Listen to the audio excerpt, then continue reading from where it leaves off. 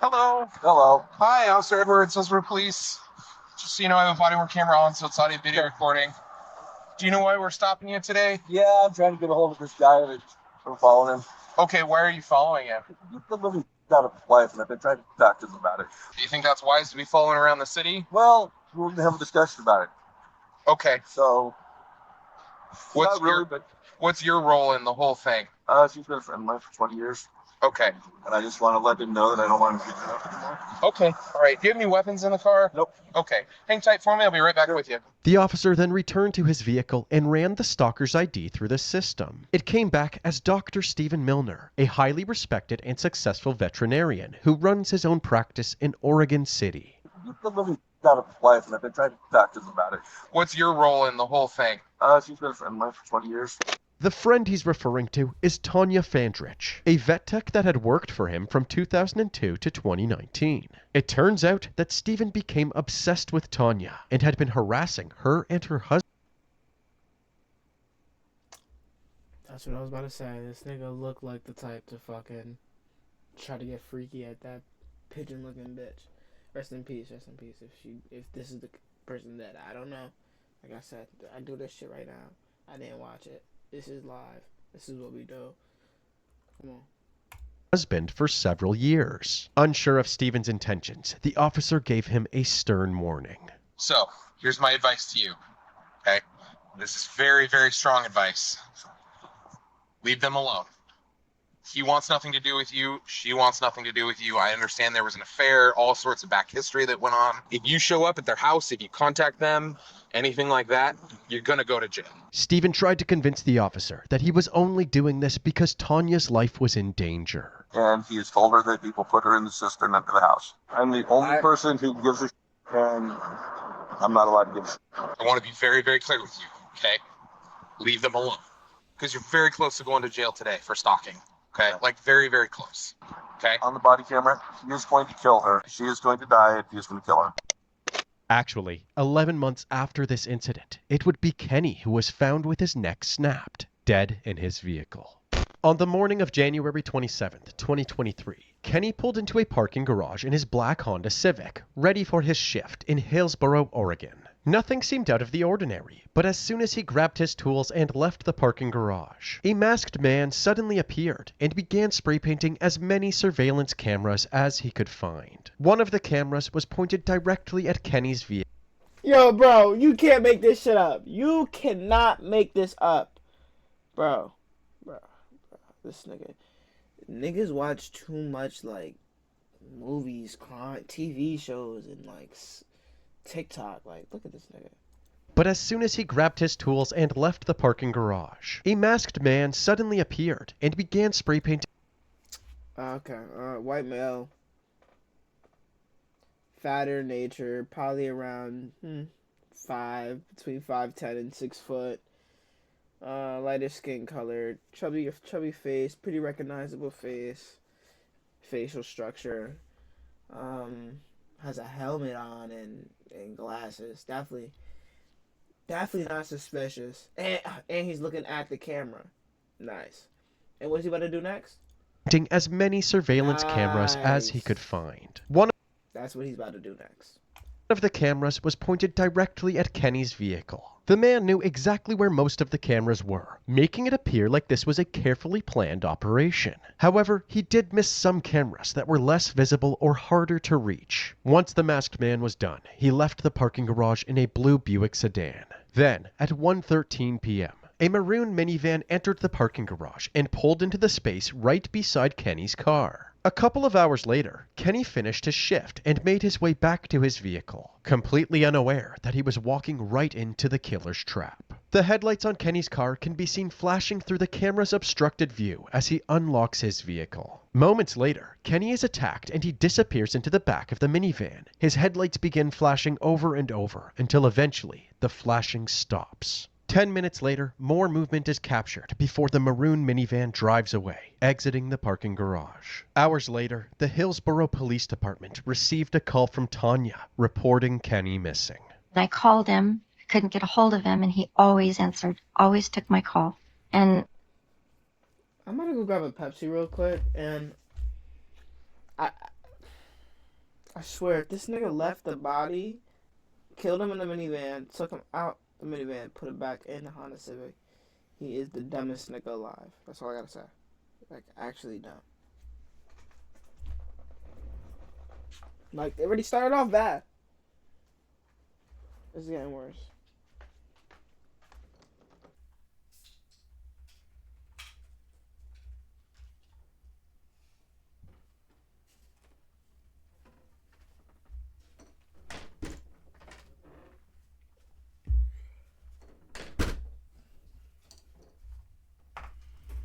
And we back. I was like, that's not right. She told the police that Kenny always shared his phone location with her, and it showed that he was still at work. So the police agreed to go to the parking garage to look for him. When they arrived, they found Kenny brutally murdered in the driver's seat of his Honda Civic. His neck appeared to be broken, and his face was blue. Not long after this discovery, Kenny's wife Tanya arrived at the scene. We're not sure right now. The fire, we're gonna have medics. He's here in the garage somewhere. She could immediately tell by the officer's reaction that something bad had happened. Oh my god. No. Oh my god. Oh my god. Do I have a seat? The police didn't want to confirm her suspicions until EMS had pronounced Kenny dead. A few minutes later, the cops broke the tragic news to Tanya. It can't be happening. It can't be happening. This can't be real. It can't be real. This can't really be happening. We're gonna have the medical examiner come out and investigate this, okay? Has he been having any issues lately? No, but he has a stalker. This comment caught the officer's attention. So after the initial grief had subsided, the police interviewed Tanya and learned about her long history with Kenny's stalker, Stephen Milner. Hi, I'm Steve Milner, owner of the Milner Veterinary Hospital. I have the best veterinary team in the area. My doctors are skilled surgeons. Why is it always the vets, bro? Selling the horse trank on the low.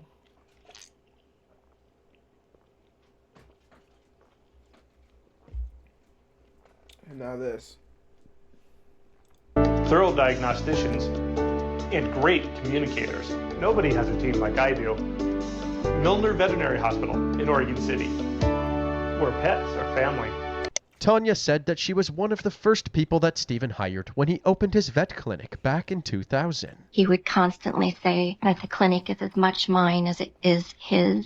We were working 6 days a week. I would say we were friends at that point in time. The vet clinic became a fixture in Oregon City, and Stephen had a reputation of being a kind and empathetic country vet. Hi, Cheryl. Hi, Dr. Milner. Hey, Princess.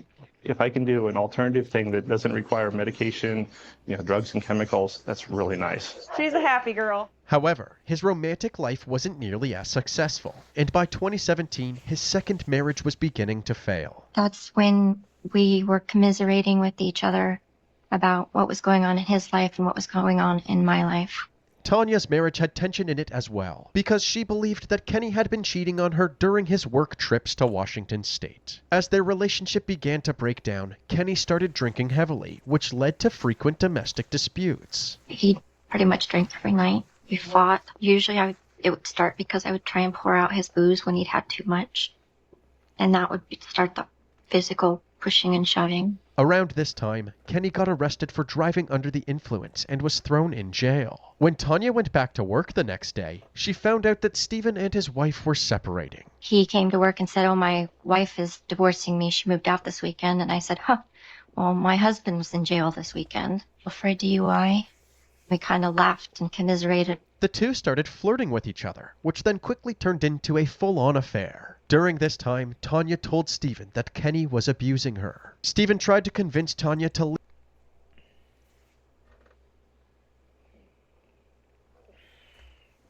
Tanya, you gave it up to this nigga? Tanya, what the fuck are you doing? Leave Kenny for him, but before she could make that decision, Kenny... This is the exact reason women will shut down your castle, my nigga. She went, had an affair with this nigga because she thought this nigga was cheating when he was going to work up there, caught a DUI, started talking, "Oh my god, my wife is also divorcing me. Oh my god, my boyfriend is in jail." My nigga. And then y'all fuck? My nigga. And then after that, you go back with the nigga that you think is cheating on you? So the whole time you did this for no reason because you was going to go back. And now this nigga, because you gave him some poo-poo, he killed your husband. Or your boyfriend. Same difference. That's crazy. You're retarded. I blame this on the woman. And the nigga. But it takes two to tango. He caught her and Steven together. My husband caught me at Milner's house. After that, we never went back to having. We still worked together. We remained on a friendly basis, but no physicality. While Tanya was quickly able to move on from the affair and focus on fixing her marriage, Steven... See? So you're telling me that she had an affair and she was easily able to move on because she really had attachment to this nigga. Oh my god, bro. So this nigga, tender dick, doctor boy, kills the nigga.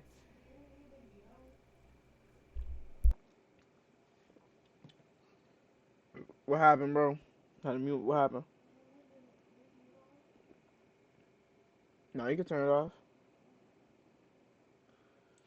seemed to have a much harder time. It was hard to just even be able to do my job because he was always around. He was always hanging out in the treatment area, following me around, was always trying to convince me that he was better and that I should be with him and not with Kenny. Steven began sending her an abundance of love letters, trying to win her back. When Tanya didn't reciprocate Steven's feelings, he sent a letter to Kenny, calling him out for abusing his wife. The letter also contained an obviously photoshopped image of Kenny with a random woman and child, suggesting that Kenny had some sort of double life that he was hiding from Tanya. This letter failed to get a reaction from the Fandriches, but Steven was still convinced that if he could somehow get Kenny out of the picture, then Tanya would come running back to him. So, he decided to kick things up a notch. In October of 2017, Kenny and Tanya got a notification that there was movement on one of their home security cameras. When they looked at the footage, they saw someone crawling under Kenny's vehicle, but it was unclear what they were doing. Just to be safe, they contacted the Clackamas County Bomb Squad. Thankfully, there was no bomb attached to the car, but they did find a GPS tracking device. When the police spoke to Steven, he told them that he was only trying to protect Tanya from Kenny. Since Kenny had a history of domestic violence, they believed this story and let Steven off with a warning. However, one police encounter wasn't going to stop Steven from getting what he wanted. In the summer of 2018, Steven was once again caught on camera sneaking around the Fandrich property. He was seen planting a condom in Kenny's car, likely trying to make it appear as if Kenny was cheating. When this plan didn't work, Steven finally said enough is enough. He knocked on... Bro, this nigga went ahead to go plant a condom in a nigga car to make it seem like he was cheating? Bro, you're so tender dick. You a tender dick ass nigga. This nigga went ahead to go put a condom in another nigga's car to make it seem like he was cheating. You're a tender dick nigga. Like, actually.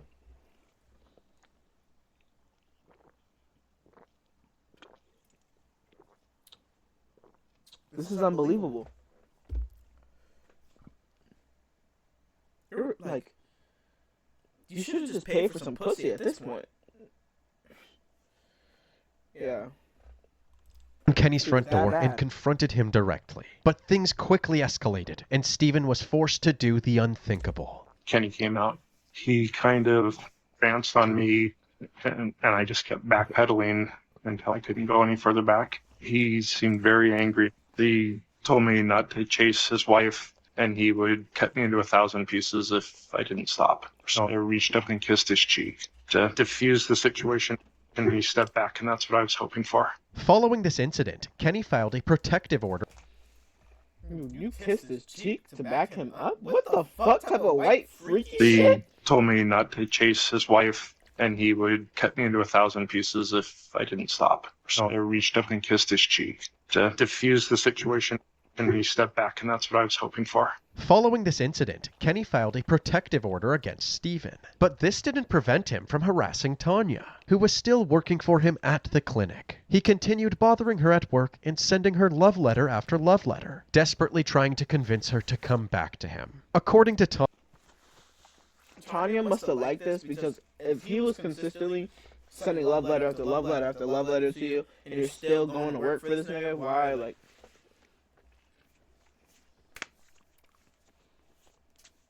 Why are you dealing with that? This is also y'all fault for not reporting this. The signs were there. Butterfly effect. Tanya, she felt tormented by Stephen relentlessly harassing her and Kenny. However, one incident in 2021 seemed to contradict this claim. The police were called to the Fandrich household because Tanya and Kenny got into another domestic dispute. This resulted in Tanya being handcuffed and thrown into the back of a police cruiser. Why isn't he getting arrested? She was taken to the county jail and placed behind bars. The next day, Stephen posted her $25,000 bail, and she stayed at his place for a few nights. However, her charges were then dropped, and she reunited with Kenny. Shortly after, Tanya finally decided to leave Stephen's practice, hoping to put an end to the harassment once and for all. One day I just realized if I stay here, he still gets to keep all the control over me. And if I just take my talents somewhere else, then he loses control. He can't have power over me. After years of rejection from his one true love, Stephen was getting more and more frustrated. The tone in his letters to Tanya became more toxic than loving. I have held my tongue and taken the beating over and over because that is what I do. I kept my faith in you. I was just there waiting for you, trying to be nice, having my teeth kicked in. I am sorry that I scare you when I hit things. You are right, it is a sign of lost control, but it is a controlled loss of control. This toxic mindset led him to planting... Yo, this nigga is delusional. This pussy must have been so good, bro. Like, this pussy must have been luxurious, because ain't no way you texting a bitch. I mean, you send her love letters and you write this. I am so sorry I scare you when I hit things. You are the right... Oh, fuck. Oh, fuck. Oh, fuck. Oh, shit, chat. Oh, shit. You are right, that is a sign of lost control.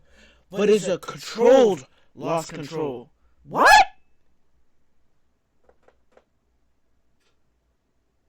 Charlie, what that mean?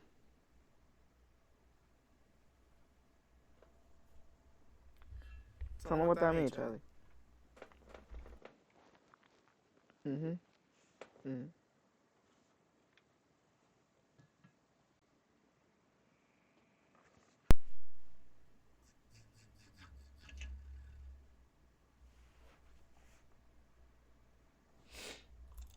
But it is a controlled loss of control. But it is controlled loss of control. What?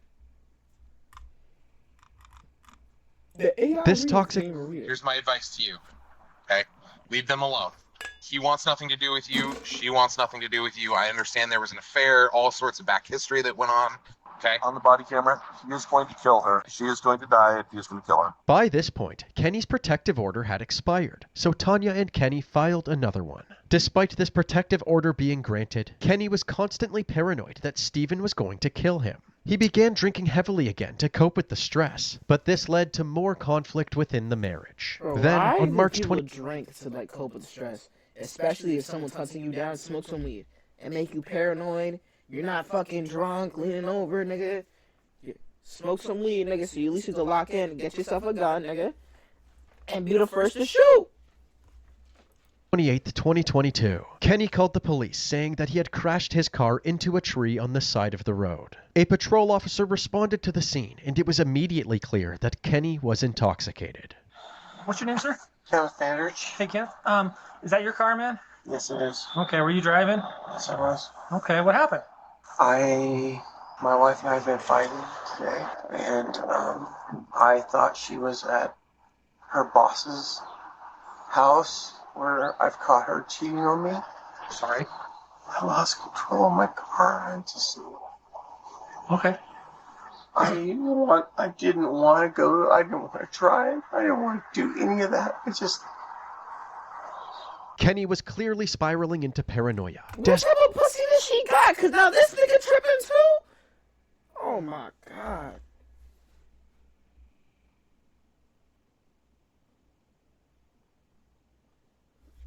Two tender dick niggas, bro. Desperately trying to balance the And fear one of bitch Stephen playing killing with him niggas' with the emotions. fear of Stephen taking his wife. Over the next 5 months, this paranoia Never ends well. 75% of niggas in jail are there because of a bitch. In prison. Are there because of a bitch. only amplified as Stephen violated the protective order at least 7 times. Then, in August of 2022, Stephen was caught planting yet another tracking device on Kenny's car and was finally charged with violating the order. He was granted bond while he awaited his trial. The next month, Kenny filed a civil suit against Stephen, demanding $245,000 for the emotional distress he had caused and the many invasions of privacy over the last 5 years. And now, about 4 months later, on January 27, 2023, Kenny was dead in his car. The investigators decided to take a look at the parking garage surveillance video and found the footage of the masked man spray painting the cameras. The parking garage staff informed them that this wasn't the only time someone had spray painted their cameras. A month earlier, someone did the exact same thing, wearing almost the exact same outfit. In this footage, there was a distinct clue that could help identify who this person was. Right between his eyes, there was a deep-set forehead crease, one of Stephen's defining facial features. On January 31st, 2023, Stephen was pulled over. You was better off going there with a ski mask. You better off hiring young niggas to go there with a ski mask and do this shit. You're retarded, and you're too identifiable. It's like trying to send an NBA player to go do a shooting. This nigga tall as hell! Were into a parking lot and arrested for Kenny's murder. Yeah, if you could roll down the window, that'd be great. Hi, sir. I'm Deputy Davis, the Sheriff's Office. We're being recorded by my camera, so everything's going to be audio and visual recorded. You understand that? Yes. Okay, sounds good. Right now, you're being detained. We're going to have some investigators come talk to you, okay? Mr. Miller? Yes. Here, step out of the vehicle. Your hands behind your back, please. Following his arrest, Stephen was charged with second-degree murder and stalking, as well as violating Kenny's protective order. He was booked into the Washington County Jail and denied bond. While Stephen was in custody, the police noticed that he had poorly applied makeup on his nose, covering something up. When the makeup was removed, it revealed a small scratch, which the detectives believed was a defensive wound sustained during the attack. Unfortunately, this scratch, along with the rest of the evidence gathered thus far, was purely circumstantial, which could make it difficult to prosecute Stephen. So the detectives continued hunting down more evidence to strengthen their case against him. They executed a search warrant for his home, and they discovered what they called a shrine to Tanya. His bedside table was chock full of Tanya memorabilia, This nigga had her panties, pictures of her in a portrait. Oh my including god. framed photos of her, lovey-dovey post-it notes, cards from when they were together, and several pairs of... So this bitch was having a full affair with this nigga. Bro. I don't, nah, bro, it's her fault, bro. I don't have no nothing. I don't have no remorse for none of this. Like, bitch, you're down bad. You found out what happens. You fucked around and you found out. With tender dick niggas. If you want to go do some shit, go fuck with a pimp ass nigga. Some random other nigga, go fuck with something. That's not on no tender dick shit. It's obvious these niggas was tender dick. And you kept playing with them. The nigga you was with couldn't defend himself, and then this nigga's fucking crazy. And built like a Teletubby. Of her underwear. They also found a cardboard cutout of Stephen as a glistening, muscular man in jorts with a paw print tattoo on his chest. After a thorough investigation, the detectives were surprised to find out that the cardboard cutout had nothing to do with Kenny's death. Using GPS location Yo, nah, bro, this nigga got data, they were able to trace Stephen's movements on the day of the murder. Hours before the attack. Photoshopped body. Hold on, bro. We gotta go back. A photoshopped full body cardboard cutout of him with abs and all this shit, man. This is ridiculous. find out that the cardboard cutout had nothing to do with Kenny's death. Using GPS location data, they were able to trace Steven's movements on the day of the murder. Hours before the attack, he was captured parking his white SUV in a Home Depot parking lot and getting into the maroon minivan that Kenny was later killed in. The minivan was then seen leaving the parking lot and heading in the direction of Kenny's work. On another day, about a month before the murder, Steven could be seen once again parking his white SUV, but this time he got into a blue Buick. The same blue Buick that exited the parking garage moments after the cameras were spray painted. He then parked the Buick in the middle of the parking lot, exited the vehicle, and started walking towards the Home Depot. He entered the store, and after a few minutes of shopping, he paid at the self-checkout and left with a new pair of sunglasses. The same sunglasses he was wearing when he spray-painted the cameras. He was also wearing the same boots and potentially the same jeans. The detective's main concern now was finding the— This nigga's retarded and went and parked the cars at a Home Depot parking lot knowing they have cameras in 2025. Or even whatever fucking year this was. It doesn't matter. You're retarded. maroon minivan because it likely contained forensic evidence from the murder. It turned out that the van had been discovered abandoned on the side of the highway a few days after the murder, and it had been sold to a scrap metal company. When the detectives reached out to the scrapyard, it was too late. The minivan had already been completely demolished. Despite this disappointment, they were still confident that they had more than enough evidence to prosecute Steven. His trial began in That was the smartest thing he did. And got lucky. January of 2025, and the prosecution took the jury through the years of harassment that Steven had put Kenny and Tanya through, including all of the incriminating surveillance footage. They also revealed that the crime lab found Steven's DNA on Kenny's hands, which the prosecution believed was the nail in the coffin for Steven. However, when the prosecution rested their case, the defense called Steven himself to the stand, and he had an explanation for everything. He tried to justify his long history of stalking, saying that his affair with Tanya actually lasted much longer than she would admit. It was a romantic relationship. I was very afraid of her by then. She seemed to have more bruises. She was, as far as I understood, trying to leave him, and he would just keep talking her into not.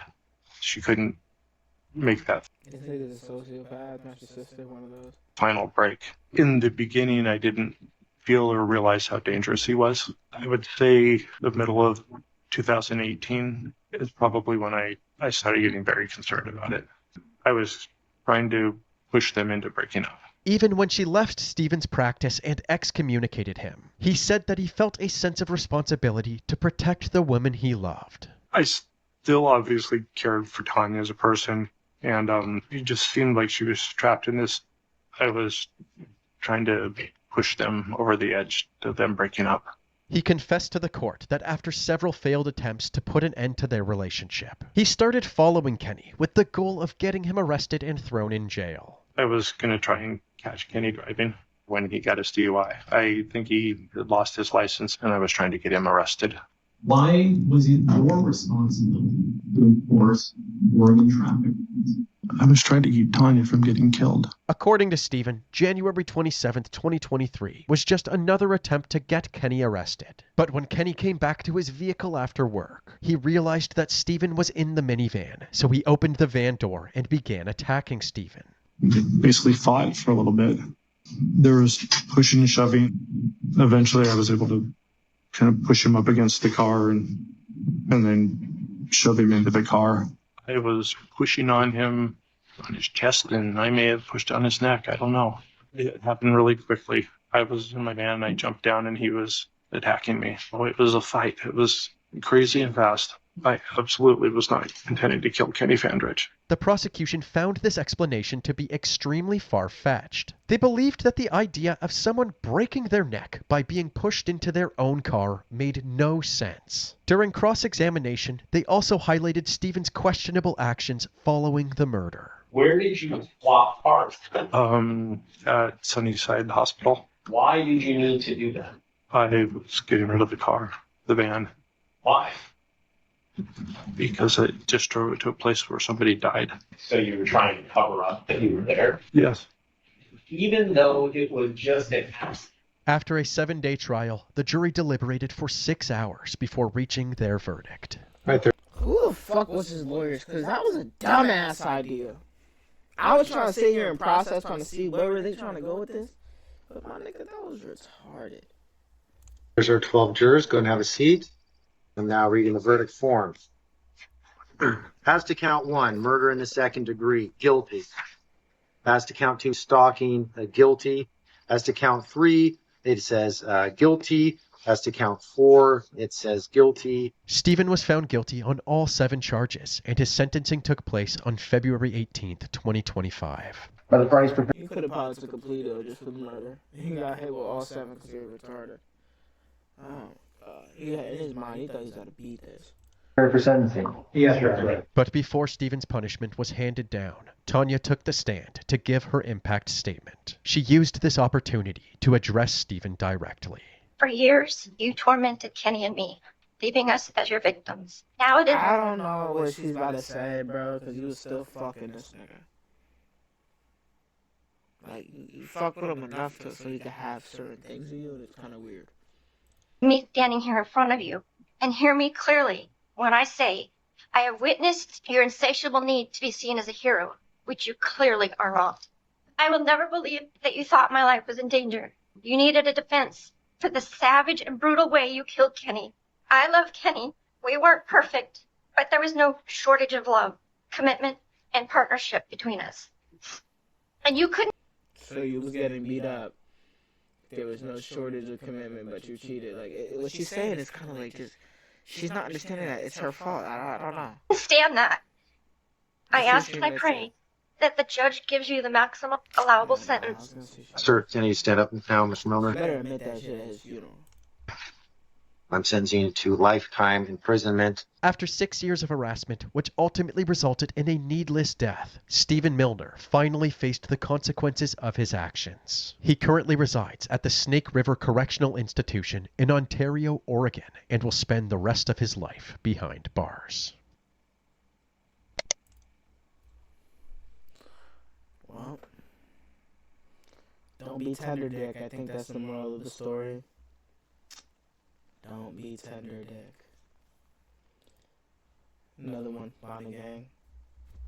Big forehead gang.